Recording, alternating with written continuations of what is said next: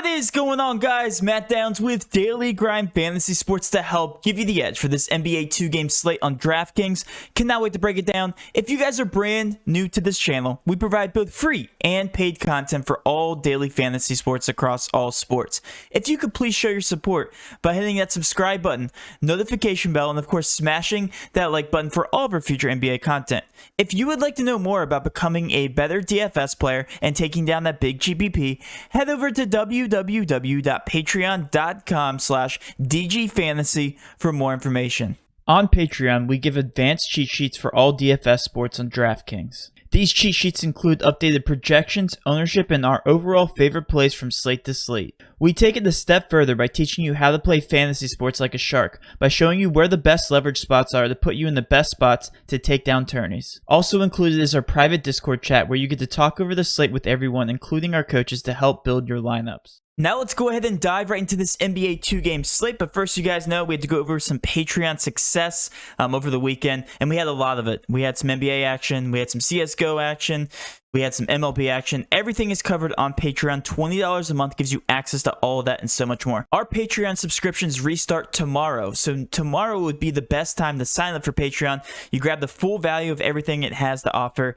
$20 a month. All Patreon subscriptions restart tomorrow. So if you want the full value of 30 days, feel free to sign up.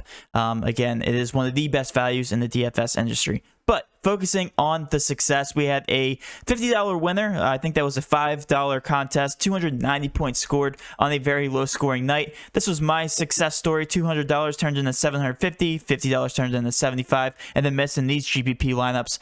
We had some more success here. A takedown, 3-person takedown, $50 turned into $135, $50 into $105, $50 turned into $105. So a lot of small GPPs and proper contest selection. This was TJ, by the way. It was his birthday yesterday, so feel free to shout out him in the comment section below for his 30th birthday. He is getting up there. $2,000 takedown.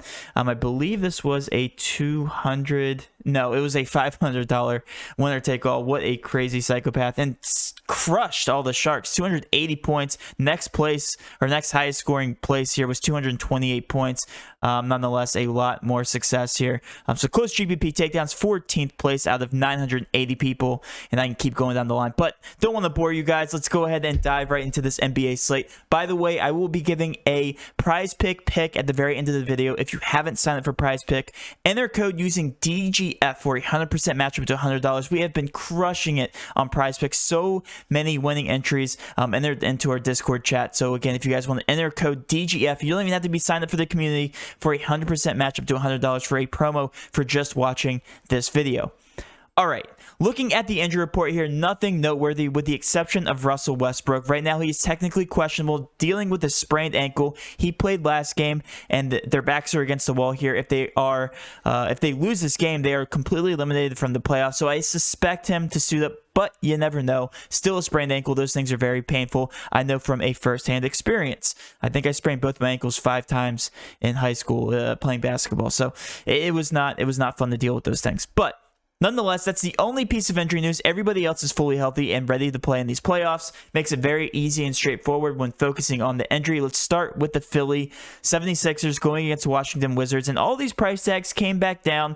Joel Embiid is going to be the most popular play on the slate for obvious reasons. The guy averages 1.56 fantasy points per minute, projected 32 minutes. He only played 28 because he only had to play 28 minutes last game. I think he's one of the more obvious plays on the slate. If you're paying up for a center position, and these guys are in a pace-up spot. Technically, this is a 230 over-under. Philly's projected to win by 8 points, and they should get the win here against the Washington Wizards. He is 45.4% owned, and the most obvious play on the slate comes out to only a 5.1 point per dollar value. But just because of the price decrease and also the pace-up spot, I suspect on the 2-game slate he'll be one of the more popular plays. But Tobias Harris also an equally as good of an option here. 7.3K did get the increase in price tag. Only played 32 minutes last game, but we expect this game to remain somewhat competitive. 34 projected minutes comes out to the second best value here on the team at a 5.2 point per dollar value. Seth Curry, technically the best value here from this team, and I actually don't mind him at all. Averaging 0.77 fantasy points per minute, a shooter in a high-paced contest. I don't mind him for a salary saver, and he does show cash viable ownership. 33% ownership here on the slate.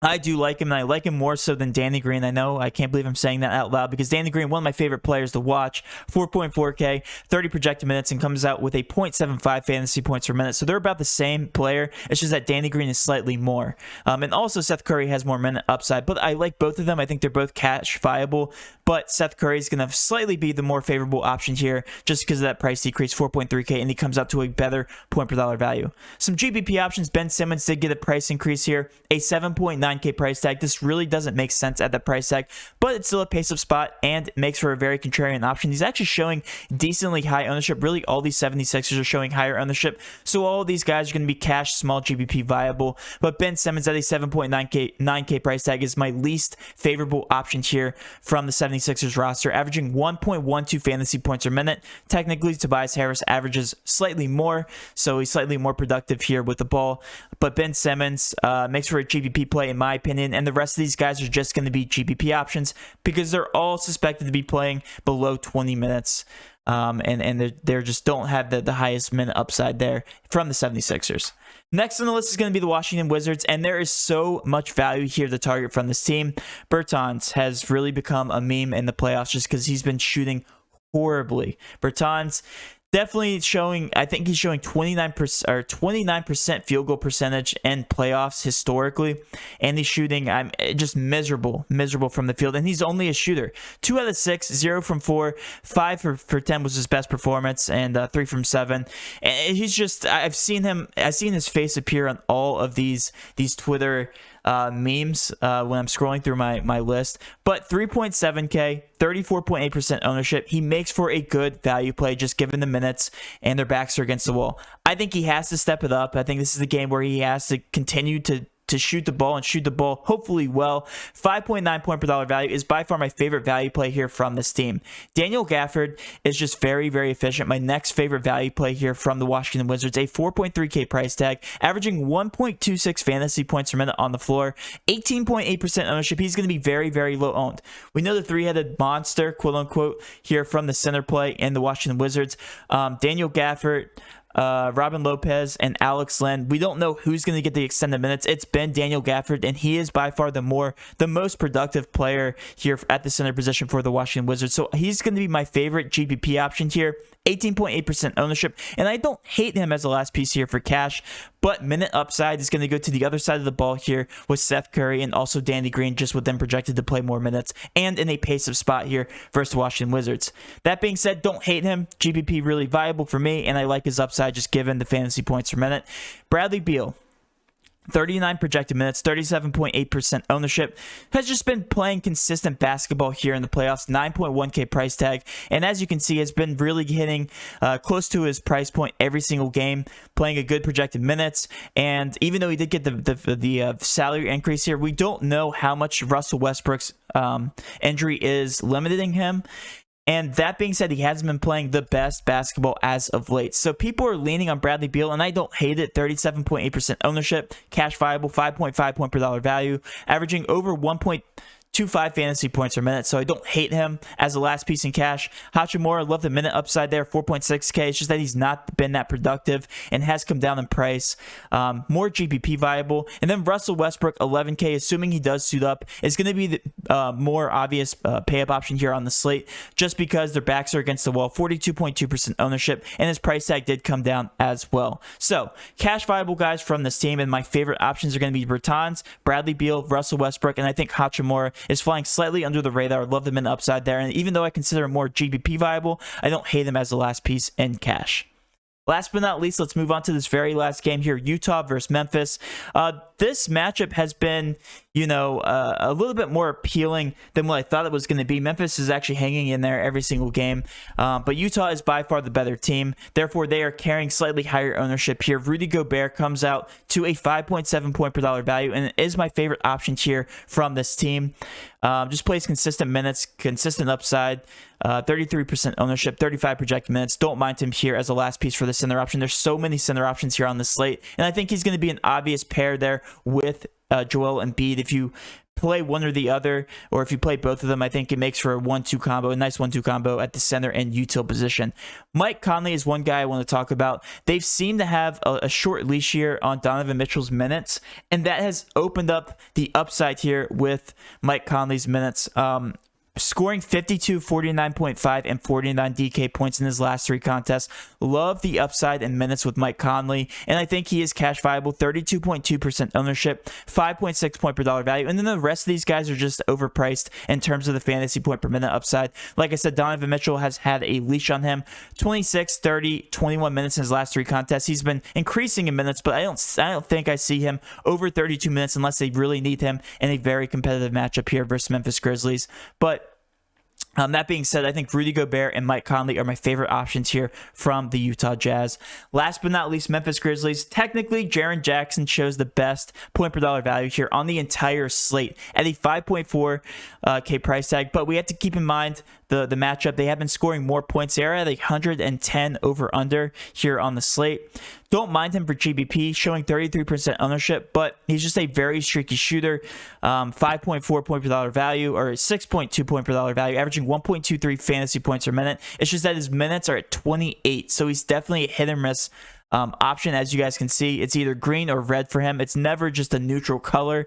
Definitely a hit or miss play there for Jaren Jackson. Valanciunas is yet another great center option here on the slate. 7.7K did come down technically in price tag, and is averaging 1.33 fantasy points per minute. So love his fantasy points per minute, and I think he's a very safe play even against Rudy Gobert. As you can see, his floor is around 31 points here against Utah.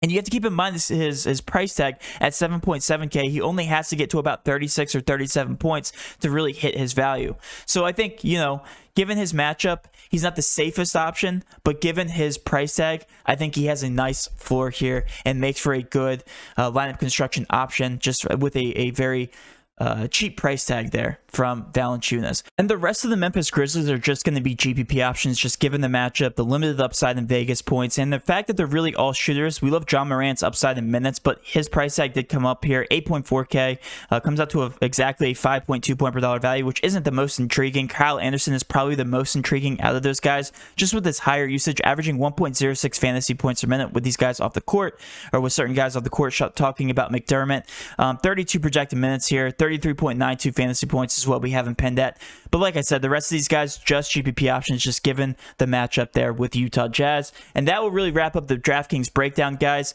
What I'm going to be doing is going over and making my lineup, because you guys have seemed to really like that format. And it gives you guys a good idea of where my head's at and how to start builds, and then start with a certain core. So let's go ahead and do that. Let's switch over to the DraftKings board. And like I said, I mainly play small GPP, so this is going to be very similar to a cash build with maybe a couple one-offs, just who I find the best value here from this 2-game slate. So if I'm starting a build, I'm in love with Valanciunas tonight. 7.7K price tag. I don't think you'll see him that cheap, and he is considered cash viable. So I'm personally going to start my builds with Valanciunas. Let's go ahead and do that now. Their backs are also against the wall. I think this is a must-win game, and they're going to need him big. My favorite value play on the slate is going to be Bertans, just because we've talked about it, and I think it's a good way to differentiate yourself. I don't think Bertans is going to be that high owned. I really don't, just because of the fact that he's been shooting so poorly here throughout the playoffs. Another great option, Daniel Gafford, Rudy Gobert. You're going to have to decide. I'm going to come back to those value plays there at the center position, because I want to fill my lineup with other pay-up options and more obvious options here for the slate. Mike Conley is going to probably take priority for me, just because he's been playing way too many minutes, even despite Donovan Mitchell playing a couple more minutes here and there. I think he still plays 35 plus minutes, and that's way too cheap here for a 7K price tag. So Mike Conley is definitely going to be in the lineup here at the point guard position. Another option I really like, Bradley Beal, Seth Curry. Let's go ahead and put Seth Curry in there just to see what I can do with the rest of my build. I think he's a very safe bet today, especially given the matchup there versus the Washington Wizards. Comes in with a shooting guard position. I love finding my shooting guard pretty early, just because there's never really that many shooting guards here on any slate. It shows Kyle Anderson, Danny Green next. I guess I could pick one of the two. I'm probably going to lean Danny Green, just given the $4,400 price tag. So let's go ahead and plug and play him there. Two shooters. Hopefully they can get hot here versus the Washington Wizards. I have $7,600 left over. Let's go back up to the top. Let's plug and play Let's plug and play Bradley Beal. I like Bradley Beal today. Beal, play shooting guard and small forward. $6,900 left over. Nice. Let's see what happens when I plug in Gafford. Because I really do like stacking that game as a whole. Gafford, and my last piece would be Joel Embiid. Oh, I can't do that because it's forward eligible. Okay. So I can't do that. Let's plug in Embiid. See what forward I end up with. Grayson Allen? No, that's not going to do. Hachimura's $300 off. So this is a good direction so far. I kind of like this. Let's go Rudy Gobert. See who I end with there. You can't go wrong with any one of these centers, honestly. That leaves me with 6,000. Jordan Clarkson, Jaren Jackson. I don't hate that if you land on Jaren Jackson, but you still have $600 left over. Let's go Kyle Anderson. Let's see what that does. Anderson at the forward position, $7,600 left for Tobias Harris. I actually don't mind that at all. So I technically have 3 Philly guys, high-paced matchup. Mike Conley, Seth Curry, Danny Green, Bertans, Valanciunas, Bradley Beal, Kyle Anderson, and Tobias Harris. The one thing I like about this lineup is the high minute upside with all those value plays. Tobias Harris makes for a great play at $7,300 as well. So I don't hate that build. I think that's a very good lineup combination. And I think that definitely is a more GPP lineup just because people are going to be on Embiid. They're going to be on Russell Westbrook. It's one guy left out. But again, we don't really know what's going on with the ankle. And I technically still have Bradley Beal in there for a superstar in Washington. So I don't hate that. All right, let's move on to my favorite prize pick here on the slate. It's going to be Davis Bertans, okay? He's getting way too much hate. His fantasy production, or his fantasy score projection was at about 19 to start the playoffs. It's now back down to 16.5. I don't think you see this low for Davis Bertans, and they're going to need him to shoot lights out today. I think he's going to put up a lot of shots, and I love him here at this fantasy score of 16.5. We have him hitting the over 56.5% of the time, according to our models, and that will be my favorite prize pick, and that will be the end of the breakdown. Guys, hopefully you did enjoy this breakdown. If you did, please do hit that subscription button, notification bell, and of course smash that like button for all of our future NBA content. With all that being said, have a great rest of your day, and let's cash.